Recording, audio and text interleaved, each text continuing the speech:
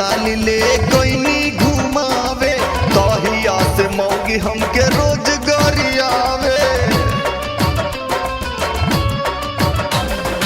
एक दिन साली ले कोई घुमावे, तहिया से मौगी हमके रोजगारी आवे।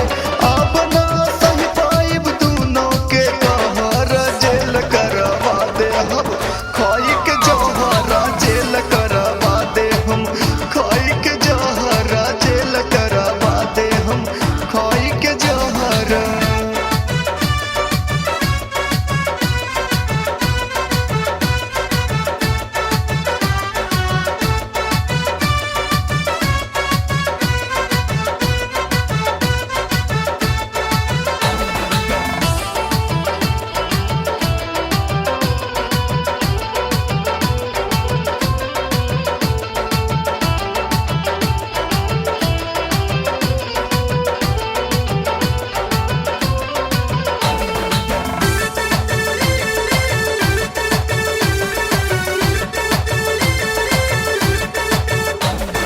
मननी न बात हम मोनुरी जवान के, कईनी गणेश अपने हाथ अपना जान के।